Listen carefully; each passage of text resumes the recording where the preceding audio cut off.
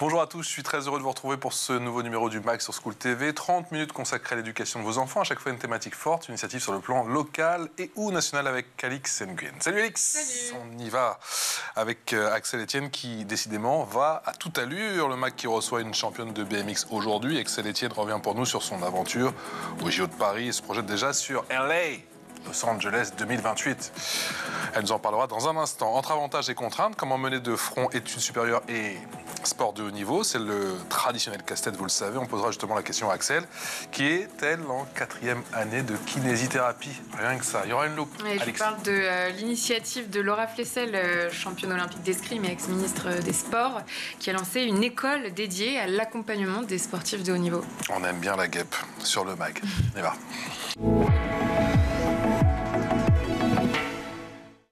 Et Axel Etienne est avec nous. Bonjour. On est super heureux. Bonjour, Comment ça va, merci Axel? de m'accueillir. Je suis super contente d'être là, ça va très bien. Ça me met toujours un petit peu de pression. Ça me fait toujours un petit peu transpirer au moment où je dois faire le palmarès des champions, tu sais. Parce que tu essaies de calculer, tu essaies de compter entre les titres en junior, en senior, les différentes catégories. Donc je vais essayer d'y aller. 3e au championnat du monde 2019. Élite. C'est ça. C'était senior, finaliste au JO de Paris 2024 et aussi du côté de Tokyo en 2021. Et j'ai notamment, je crois, 11 fois championne de France, 1 fois championne d'Europe junior, 2 fois championne du monde junior. C'est ça. Bravo. Je crois que je suis pas trop mauvais. Je crois qu'on est pas mal. Je crois que j'ai pas trop ripé au moment de compter. Comment va l'épaule? Ça va de mieux en mieux. Ma rééducation se passe bien, les entraînements se passent bien. C'était il y a combien de temps la blessure? Je me suis fait opérer, du coup, ça c'était une reconstruction avec une grosse chute que j'ai eue en 2023. Donc je me suis fait opérer en octobre. Ouais. Il a fallu suivre des étapes. Ouais. Octobre après les JO, du coup? Octobre après les JO, ouais. Voilà. J'ai dû attendre les Jeux parce qu'une opération comme ça met trop de temps de récupération. Donc après les Jeux, opération, et après des longs mois de récupération, de rééducation, et ça va de mieux en mieux. J'ai pas encore repris la compète, mais ce sera très bientôt. Et de plus en plus de force et de mobilité. C'est ça, exactement. Comment ça se passe? Toujours avec le bataillon de Joinville? Toujours avec le bataillon de Joinville. Depuis 2018, toujours sergent. Toujours. On dit sergent ou sergent? Sergent. Sergent. Et ça t'apporte quoi, justement, de... Ah, elle est bien cette photo. D'évoluer avec, avec la famille, avec l'armée des champions. C'est un véritable plus. C'est vrai que c'est notre employeur. Nous, ça nous apporte une sécurité financière qui est énorme en fait dans le sport de haut niveau. Ça, c'est vraiment un côté qui est très important, surtout dans un sport comme le BMX où il y a très souvent des blessures et du coup il faut... Tu sais de quoi tu parles, hein? C'est ça, il faut pouvoir vivre.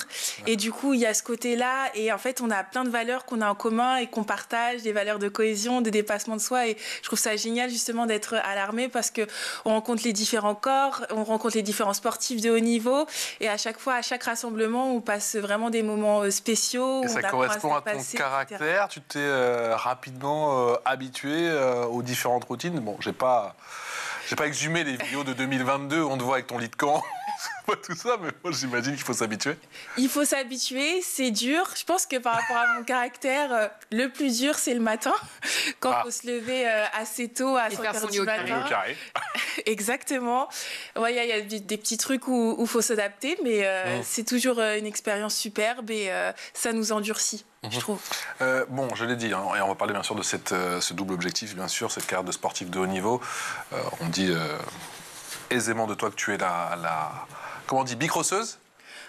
Oui, pilote. Moi, j'aime bien pilote. On aime bien pilote. Hein. J'aime bien pilote. La pilote française, la pilote la plus talentueuse de ta génération.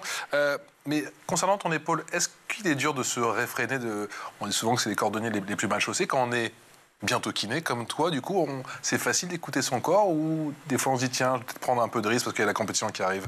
C'est super dur et je pense que c'est l'expérience malheureusement et heureusement des blessures que j'ai eues dans le passé qui ont fait que j'ai pris beaucoup plus de maturité avec ça. Et avant, en fait, j'étais blessée, je voulais tout de suite reprendre alors que j'étais pas prête. Ouais. Et là, faut patienter, faut revalider des étapes, faut valider des points de force. Exactement. C'est dur, j'imagine. Et c'est très très dur mentalement. Et quand il y a des séances qui sont proches, forcément on n'a pas envie, il faut savoir faire avec et voilà. Je te propose de voir ces quelques images de Paris 2024. Ils t'ont laissé quel sentiment ces jeux quand tu... Voilà, tiens, quand tu découvrais la grille, la piste. La piste toute colorée, là, en violet, on avait le droit de marcher dessus. J'avais quitté la piste, elle n'était pas du tout décorée, donc là, elle était très jolie. C'est chez toi, à Saint-Quentin?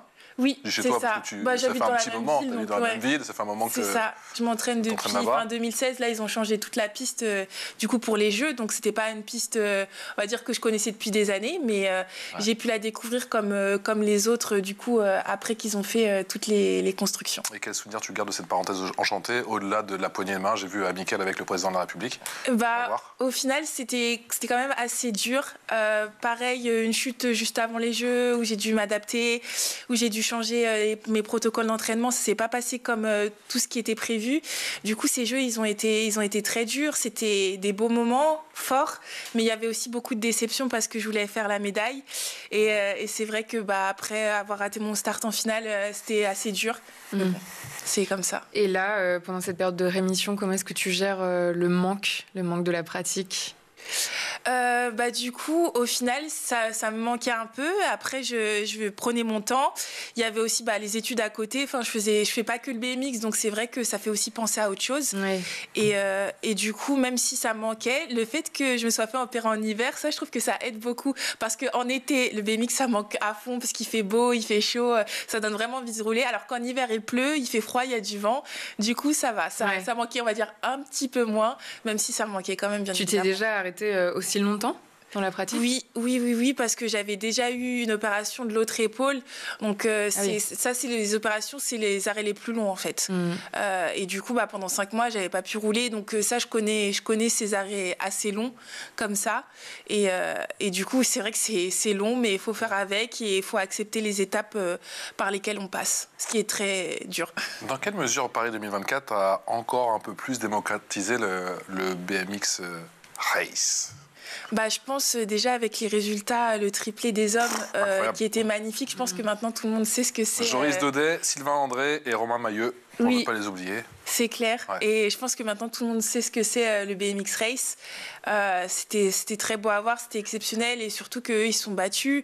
C'était pas leur première Olympiade et ils ont su se relever du coup après Tokyo et ça c'était magnifique parce qu'au final c'était les mêmes personnes qu'à Tokyo. Ouais. Et là ils ont fait 1, 2, 3. Donc je pense que le BMX ce sera encore plus médiatisé.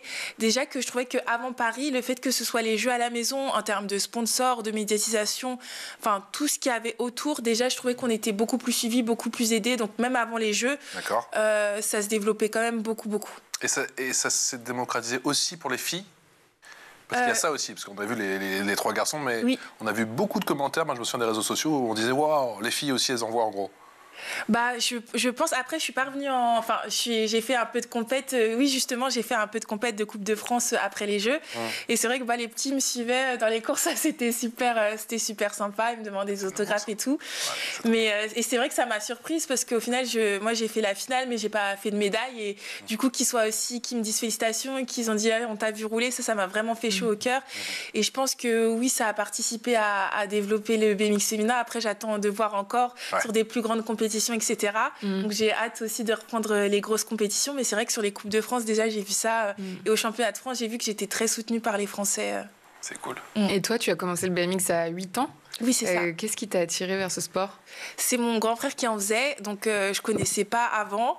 Et après, j'ai eu envie d'essayer parce que on allait de toute façon en famille sur les compétitions, jouer à l'air Barbie, mais au bout d'un moment, ça m'ennuyait. Donc j'avais envie de rouler et j'ai essayé comme ça. On parle quand même, depuis le début de l'émission, pas mal de blessures, j'ai l'impression. On va à combien?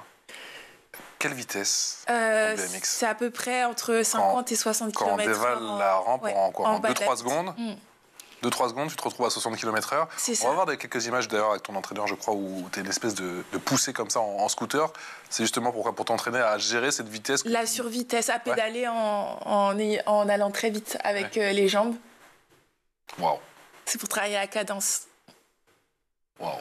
Ça, c'était en Argentine en plus. D'accord. Et ça, tu dois le travailler régulièrement? Tu dois faire régulièrement cet exercice? Oui. Avec le scooter, toujours? Oui, mais... Ou toujours qu'il y a un scooter dispo? Oui, c'est plus pratique. Mais sinon, oui, après, il y a des périodes dans l'année où on le fait plus ou moins. Mais oui, ça, c'est important comme exercice pour apprendre à bien tourner les jambes rapidement. Oui, parce que j'imagine que là, effectivement, il y a un facteur de risque, un facteur de chute qui est assez important. Et la notion de la peur, est-ce que tu as peur encore? Oui. À chaque fois? Non, pas à chaque passage, heureusement, mais la peur est quand même là. Je pense que ça sert aussi à protéger. Mais justement, quand on dépasse cette peur ou quand elle reste assez petite, on va dire, c'est à ce moment-là qu'on fait des choses superbes. Et c'est ça aussi qui fait l'adrénaline et ça aussi qui rend ce sport beau. Mais oui, la peur, elle est toujours là. Des fois, il y a un entraînement, ça va super bien se passer. On va pas avoir plus de peur que ça. Des fois, le lendemain, ça va un petit peu plus de peur parce qu'il y a du vent, parce qu'il y a de la pluie, parce qu'il y a les conditions météo. Il faut qu'on s'adapte. Ou peu importe, c'est un peu plus de fatigue. Mais voilà, il y a toujours cette gestion-là à avoir de la peur au quotidien. Il paraît que tu n'es pas une grosse stresseuse et que tu adores jongler, visiblement. De ce que je comprends. Tu as toujours les petites balles, c'est vrai? Oui. Un petit peu de jonglerie. Ça entraîne les réflexes, regards, en fait. Les regards, d'accord. Ouais, le regard, les réflexes, et puis ça permet de ne pas être sur son portable. Moi, en compétition, j'aime pas être sur mon portable, ça fatigue les yeux. Ouais. Donc, du coup, la musique, oui, mais pas les écrans. Juste pour la musique, pas les écrans, parce que ça fatigue les yeux. Et le jongle pour entraîner mon regard, justement, parce qu'en compétition, vu qu'on est 8 à partir, il faut savoir placer son regard vite, tourner vite la tête, etc. Et la jongle, ça m'aide. Et est-ce que tu te souviens du moment où tu as réalisé que tu pouvais en faire carrière? Je pense que c'est dès le début. En fait, dès le début, dès petite, j'aimais la compétition et je voulais toujours passer à un step de plus, toujours faire des compétitions plus grandes, toujours me dépasser, je pense, en termes de niveau. Et je pense que cette vision-là, en fait, je me suis pas dit à un certain âge, je suis pro. Je pense que j'ai toujours eu cette mentalité-là. Quand j'étais petite, ma course, en 8 ans, c'était la plus importante. Je voulais être prête pour ma course. Et à chaque âge, ça grandissait comme ça, en fait. Et on parlait tout à l'heure de la représentation féminine dans le sport. Est-ce que toi, dans ton entourage à l'époque, il y avait quelques résistances peut-être de la part de ta famille, ou est-ce qu'ils étaient à fond, ils étaient à fond. Que en tant que fille tu fasses ce sport? Ils étaient à fond, ils étaient contents et c'est même eux qui m'ont dit ce serait bien que tu essayes aussi, donc c'était vraiment oui. Enfin, là avec la famille on allait en compétition tous à 4. C'était vraiment un beau moment et on partait faire les Coupes de France, certaines Coupes d'Europe et les championnats, etc. Donc c'était vraiment génial et ils m'ont toujours soutenue et ils me soutiennent encore. Et le frère, il est toujours là à tes côtés? Non, là, il fait plus de BMX. Là, ça fait quelques années qu'il a arrêté. Il est chirurgien orthopédique maintenant, donc il a arrêté pour ses études. Mais décidément, vous êtes tous dans le... C'est ça. C'est un pur hasard, franchement. C'est pas dit dans le médical ou quoi, mais il a voulu faire ça et moi, j'ai voulu faire kiné. Donc, Et alors, comment ça se passe, les études de kiné? Parce que bon, tu n'as quand même pas choisi le plus simple et mener de front, effectivement, deux carrières qui sont ô combien exigeantes. En 4e année, c'est ça? Oui, c'est ça. En fait, c'est combien d'années déjà pour être kiné? C'est 4 ans. Ouais. Et du coup, je dédouble mes années, j'étale pour pouvoir faire et le BMX et kiné. Parce que faire une année complète avec tous les cours, c'est trop compliqué parce que j'ai trop d'absence déjà. Il y a des stages, il y a des compétitions et en plus, il y a tous les entraînements aussi qui sont au quotidien qui fait que ça ferait une charge beaucoup trop importante et c'est le meilleur moyen d'être moyen dans les deux ou de pas réussir les deux. En tout cas, j'ai pas les capacités pour mener les deux de front à fond. Ouais. Mais du coup, je dédouble. Donc là, ma 4e année, par exemple, je vais la faire en 2 ans. Donc là, j'ai fait la première partie et l'année prochaine, je vais faire la 2e partie et ça me permet justement de pouvoir m'entraîner et de pouvoir gérer mes études, en fait, d'être mieux organisée. Donc, il n'y a pas vraiment de plage horaire où c'est un peu le Tetris où tu enchaînes examen, compétition? Malgré tout, il y a des plages en période de partiel. En période de stage, où je fais les stages comme tout le monde. Par exemple, là, je viens de sortir de mon clinica, donc de 3 mois. Comment ça passé? Très bien, ça s'est super bien passé. C'était génial. C'était en pédiatrie. J'ai adoré, j'ai beaucoup appris. Mais voilà, ces 3 mois, c'est intense. C'est 35 heures à peu près de travail dans la semaine. Plus il y a les entraînements le soir. Et ça, c'est quand même assez intense. Mais et alors, après, justement, les entraînements, c'est combien d'heures par semaine? Et surtout, quelle est la partie, on va dire... pratique, on va dire, technique, ce que je cherchais comme mot, technique, et quelle est la partie mentale? Je dirais que les entraînements, il y en a tous les jours de la semaine, le week-end, en général, il y en a 1 ou 2 le samedi. Et pareil, c'est des bi-quotidiens, donc c'est 1 ou 2 fois dans la journée. Mais la plupart du temps, on a 2 entraînements par jour. Ça varie entre 2 heures, 2 heures et demie d'entraînement, ça dépend ce qu'on fait. Et après, il y a et le renforcement musculaire et la partie technique sur la piste et aussi la partie où on travaille les sprints, pas comme vous avez vu par exemple avec le scooter. Avec le scooter. C'est ça. Donc il y a ces parties-là et la partie mentale, c'est plus ponctuel, c'est pas toutes les semaines. Et avec un préparateur mental? Oui, c'est ça, avec un préparateur mental. Et du coup, on a des séances, on travaille sur plein de sujets, sur aussi nos besoins du moment. On va travailler aussi sur d'autres besoins, sur la gestion du stress, par exemple, la gestion de la peur, voilà. Et vous apprenez à gérer la fatigue? Oui, je pense, oui, on en parle. En fait, je pense que le plus dur, c'est qu'il faut vraiment réussir à bien communiquer avec son entraîneur et pas avoir peur d'oser dire quand on est fatigué, ce qui est pas facile non plus, parce que je me disais, j'ai un entraînement, je fais l'entraînement. C'est logique, mais je me suis jamais dit avant que si je suis trop fatiguée, ça sert peut-être pas de faire cet entraînement-là, vaut mieux peut-être le sauter, cet entraînement, pour après l'entraînement suivant être au meilleur de sa forme, vu qu'en plus le BMX c'est un sport assez dangereux, il faut être assez concentré, et des fois vaut mieux louper un entraînement ou l'écourter que de forcer et de faire une séance qui est mauvaise et d'avoir des mauvaises sensations. Comment on travaille son explosivité? Parce qu'effectivement, il y a beaucoup de blessures, mais c'est un sport vraiment impressionnant. Les plus forts, ce sont en partie les plus explosifs ou pas forcément? Je pense qu'il y a tellement aussi beaucoup la stratégie, de styles de pilotage différents. Justement, vu que c'est un sport très complet, il y a quel style, toi? Tu arrives à décrire ton style? C'est toujours dur de parler de soi-même, mais... Mon style, je pense qu'une de mes capacités, c'est que j'accélère bien. Je pense que mentalement aussi, je fais partie de celles qui se battent beaucoup sur la piste, qui lâchent rien jusqu'à la ligne d'arrivée. En fait, la course n'est pas finie, donc je me bats toujours à fond. Waouh! Pardon. Je crois que tu pars de 8 mètres de haut, on se rend pas compte. Oui, c'est ça. C'est ça. Et du coup, c'est ça. Après, l'explosivité, ça se travaille avec des sauts, par exemple, en muscu. On va chercher de la vitesse, on va chercher des sauts, ou avec, par exemple, des barres un peu plus légères sous la barre de squat, on va chercher à, justement, être rapide. Donc, voilà. Ça travaille de plein de façons. Ah là là, des champions, j'adore. C'est l'heure de la loupe. La loupe, c'est avec Alix.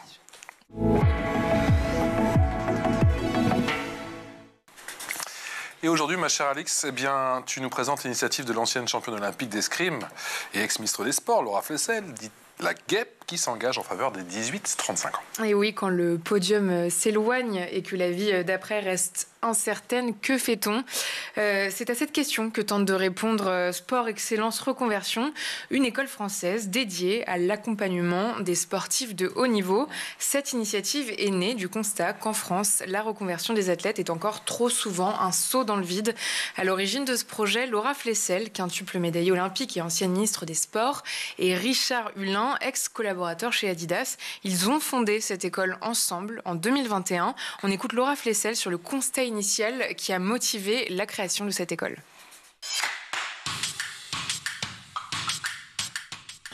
Aujourd'hui, le double projet du sportif de haut niveau doit être encore mieux amélioré.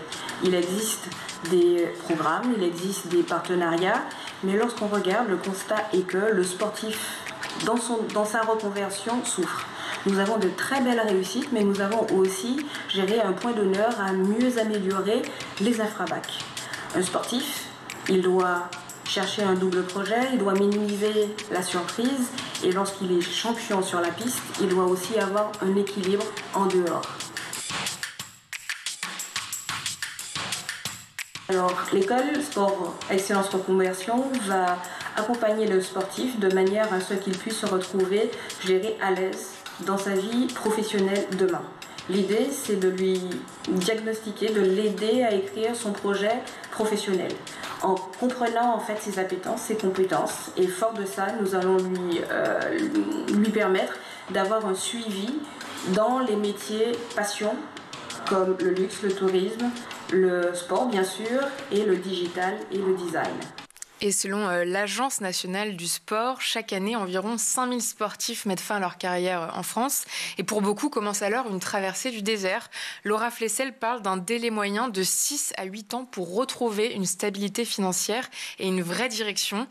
Cette nouvelle école propose donc une réponse souple et structurée, des promotions à taille humaine entre 15 et 20 sportifs, un cursus à la carte, des blocs de compétences adaptés à chaque projet de vie, sport management, entrepreneuriat, transition vers les métiers de la banque ou encore encore de l'assurance et surtout un module central de transition professionnelle qui propose coaching, immersion en entreprise et un accompagnement pour redéfinir un cap. L'approche se veut pragmatique puisqu'elle part des acquis des athlètes, de ce qu'ils savent déjà faire et les valorise. Il peut s'agir de la gestion du stress, on en parlait, du leadership, de la capacité d'adaptation, le tout en tenant compte des contraintes de l'agenda sportif pour que les formations ne soient pas une rupture mais un prolongement. Et puis cette école, c'est aussi une façon de leur redonner confiance en eux. Parmi les élèves, on trouve par exemple Eva Yaneva, volleyeuse professionnelle et double championne de France en titre, ou encore Guillaume Kiriakou, joueur de volley en pause sportive. Axel, est-ce que les compétences que tu développes dans le sport t'aident aussi dans tes études? Est-ce que tu constates déjà des synergies? Oui, je pense déjà le fait d'être régulier en sport, on s'entraîne tous les jours. Dans les études, pareil, il faut essayer d'être régulier parce que si on travaille au dernier moment, du coup, c'est un peu plus compliqué et puis on n'absorbe pas les mêmes connaissances. Donc, il y a cette régularité-là, donc cette discipline. Et après, je pense que ça apporte toujours un plus d'avoir les deux ensemble, de ne pas être que sportif, de ne pas être que à l'école. C'est vraiment les deux, ils se couplent ensemble.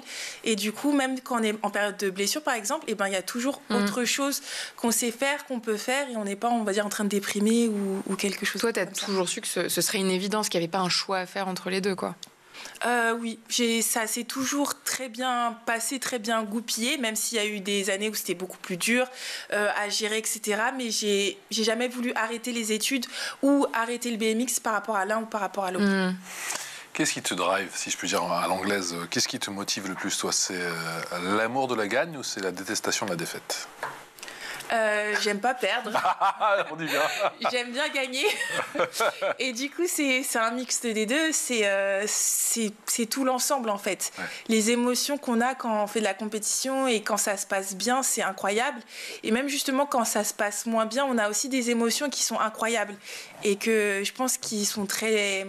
Enfin, c'est compliqué de le vivre en dehors du sport. En tout cas, les émotions que j'ai dans le BMX en compétition, je ne les retrouve pas forcément quand je fais mes études ou quand je vais me balader. Enfin, c'est différent. C'est incomparable. C'est pas comparable. Mais justement, c'est très bien. Enfin, c'est des émotions fortes. On rencontre du monde, on voyage.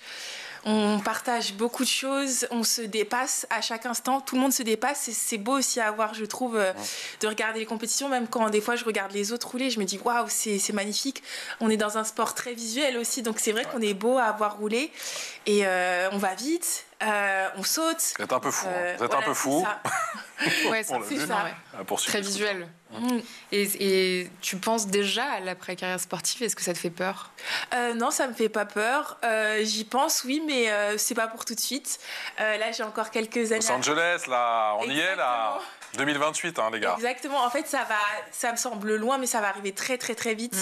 Et t'es plutôt dans le moment présent parce que tu sais en plus que tu te back up avec tes études. Exactement. Donc, c'est clair que je pense à LA, mais je pense aussi au championnat du monde qui est cette année parce que j'ai envie de performer sur toutes les courses que je fais. Et du coup, ce sera où le championnat du monde cette année? Ce sera à Copenhague. Allez. Donc c'est assez proche, c'est bien. Ça sonne bien. Tu transmets déjà ta passion. Je crois que tu donnes des stages. Oui. Aux filles, notamment? Exactement. Comment ça se passe plusieurs stages entre filles et qu'est-ce que ça te procure comme sentiment de pouvoir déjà participer, de partager ta passion? C'est génial. C'est pas facile d'entraîner. C'est vraiment un métier qui est incroyable, mais justement, je les vois progresser. J'aime bien. Et on parle de sujets aussi qui sont importants. Par exemple, le regard qu'ont les autres à l'entraînement, quand peut-être c'est tout mélangé. Si par exemple, il y a des garçons qui savent mieux rouler que les filles, des fois le regard, ça peut être un peu compliqué. Là, on n'est qu'entre filles. Donc, on peut parler de tout ça, de nos difficultés. Et je trouve qu'on peut... Enfin, j'arrive à faire évoluer à leur rythme les jeunes filles et les plus âgées. C'est ça aussi que... Ça, tu aurais voulu en bénéficier justement de ce type de stage, toi, quand tu as commencé? Ça n'existait pas, j'imagine. Oui, quand j'ai commencé, non, ça n'existait pas. Ou en tout cas, je n'avais pas la connaissance, mais je pense que ça n'existait pas. J'ai toujours fait des stages. Après, moi, ça ne me dérangeait pas forcément parce que je roulais avec mon frère. Je adorais rouler avec lui. Donc, j'étais contente de faire des stages et j'en ai toujours... Frérot, quoi. C'est ça, j'en ai toujours fait. Mais je trouve que c'est bien de mettre ça en place. Et c'est vrai que là, en étant plus âgé, on a des stages justement en équipe de France où on n'est que entre filles, on fait des stages filles pour se préparer aux compétitions et je trouve ça génial. C'est important. C'est différent et oui, c'est important. Je vais vous laisser, mesdames, c'est le moment où je m'en vais du plateau. Non, mais je veux dire, est-ce qu'il peut y avoir encore une forme, pas d'intimidation délibérée de la part de la jante masculine, mais est-ce que malgré tout, ça peut être intimidant de se lancer dans le BMX quand on est une fille à cause de ça, quoi? Ah bah oui, complètement. Ça peut être intimidant et ça l'est parfois, justement, quand on se sent un peu moins bien, qu'on sait qu'on roule pas comme on devrait et justement, par exemple, qu'on tape ou qu'on part de travers, bah forcément, s'il y a beaucoup de monde à regarder, en plus, si c'est des hommes qui sont plus à l'aise sur le vélo, ça peut être justement intimidant et c'est vrai que de se retrouver entre filles, on parle de difficultés on connaît nos difficultés et je trouve que c'est notre approche et c'est sympa d'avoir des stages comme ça, d'en bénéficier et d'en faire. Je suis toujours bluffé dans la tête parce que je vais revenir, désolé, aux blessures, mais j'ai l'impression que les sportifs de haut niveau et les sportifs de haut niveau, c'est vraiment une race à part, si je peux dire, parce que j'ai l'impression qu'il y a toujours cette capacité à se remobiliser assez rapidement et se refixer des objectifs pour tout de suite peut-être paver le chemin et de se dire tiens, je vais me fixer ça comme objectif et je vais m'en sortir. Ouais, c'est vrai. C'est ce qui s'est passé pour toi, par exemple, pour ton opération d'épaule? Oui, complètement. J'ai eu tellement de blessures en BMX que c'est vrai qu'à chaque fois, je me suis dit, je vais revenir, mais il y a des étapes à faire, il y a des objectifs à valider. Et je pense que quand on est sportif, les mondiaux, là, on sait, c'est un truc où j'ai envie d'être performante. Et pour être performante, il faut valider quelques étapes avant et essayer de ne pas se mettre trop de pression, ce qui n'est pas facile. Hein. Mais c'est beau ce qu'on fait, c'est beau le sport c'est beau les compétitions et tout et c'est clair que même si il y a des moments qui sont très durs comme les blessures, on se bat toujours pour revenir parce qu'on vit des moments incroyables. Merci Axel. Quel bonheur d'accueillir des championnes et des champions effectivement sur le plateau de School TV Le Mag. Axel Etienne qui est donc à la tête de BMX Race, 3e au championnat du monde 2019, élite, finaliste au JO de Paris 2024 et Tokyo 2021 et on espère bien sûr la médaille d'or, s'il vous plaît, la médaille d'or pour LA 2028 2K 28, on dit l'américaine. Yeah. Yeah baby. Alex, on se retrouve demain. À demain. Un grand merci à toi Axel. Merci. À très vite. Excellente journée à notre compagnie. Ciao.